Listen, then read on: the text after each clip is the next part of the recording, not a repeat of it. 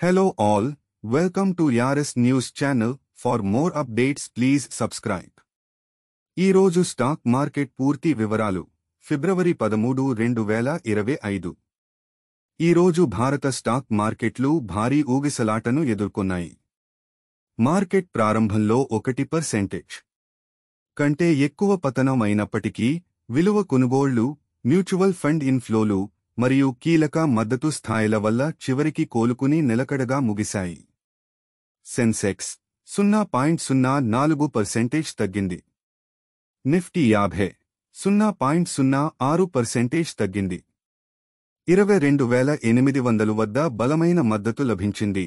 దీనివల్ల మార్కెట్ తిరిగి కోలుకుంది. బ్యాంకింగ్ రంగం SBI 0.75% తగ్గింది. ICICI బ్యాంక్ 0.23% తగ్గింది. HDFC బ్యాంక్ 0.53% తగ్గింది. కోటక్ మహీంద్రా బ్యాంక్ 1.48% పెరిగింది. ఎట్ సెక్టర్ TCS 1.01% తగ్గింది. ఇన్ఫోసిస్ 1.07% తగ్గింది. HCL 0.83% తగ్గింది. విప్రో 0.53% తగ్గింది.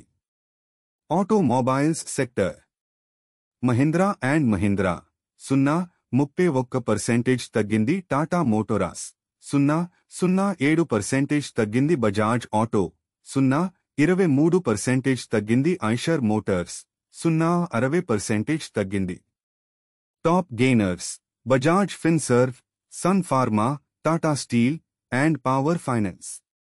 Top losers Adani Enterprises, Varun Beverages, Canara Bank and Godrej. విశ్లేషకుల ప్రకారం global trade tensions, US Fed policy మరియు రాబోయే భారత జీడీపీ, మ్యూచువల్ ఫండ్ ఇన్ఫ్లోలు మార్కెట్ సమీప కాలంలో హైట్ వాలటిలిటీ కొనసాగించొచ్చు. Thank you for watching.